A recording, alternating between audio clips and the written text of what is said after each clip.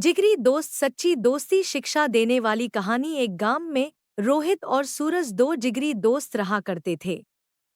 गांव में उनके लिए कोई अच्छा काम नहीं था, इसलिए वो दोनों शहर जाकर काम करने का सोचा और अगले दिन काम की तलाश में निकल गए शहर की ओर। शहर गांव से बहुत दूर था। कई घंटों चलने के बाद दोनों दोस्त एक पेड़ के नीचे आराम करने के लिए बैठे। रोहित सूरज से कहने लगा, शहर अभी भी 4-5 किलोमीटर दूर है। लेकिन सूरज ने कहा, नहीं, शहर मात्र 2-3 किलोमीटर दूर है। इसी बात पे दोनों में बहस होने लगी। अचानक सूरज ने रोहित को जोर से एक चाटा मार दिया। रोहित शांत स्वभाव का था, इसलिए उसने सूरज से कुछ नहीं कहा और एक लकड़ी लेकर जमीन पर लिखने लगा, आज मेरा जिगरी दोस्त ने मुझे चाटा मारा। फिर दोनों शहर की ओर चल दिए। अब कोई किसी से बात नहीं कर रहा था।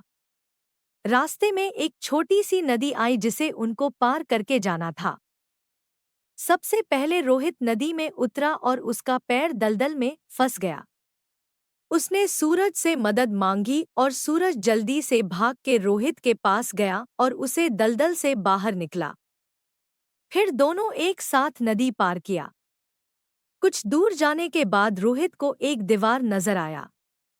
उसने एक पत्थर ढूंढ के दीवार पर लिखने लगा, आज मेरे जिगरी दोस्त ने मेरी जान बचाई।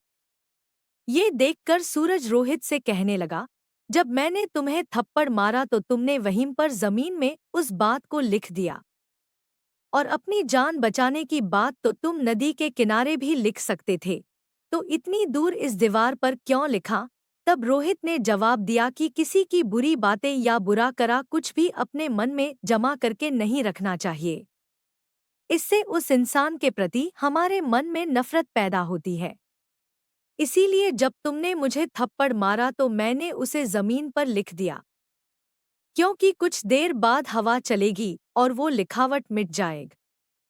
लेकिन किसी की मदद को कभी भूलना नहीं चाहिए, उसे हमेशा याद रखना चाहिए। इसीलिए मैंने तुम्हारी की हुई मदद को नदी के किनारे नहीं लिखा और यहाँ इस दीवार पर लिख दिया, ताकि ये बहुत दिन तक यहाँ लिखा रहे। रोहित की जवाब सुनकर सूरज खुश हो गया और रोहित को गले से लगा लिया। फिर दोनों हंसते हंसते एक साथ शहर की ओर जाने लगे।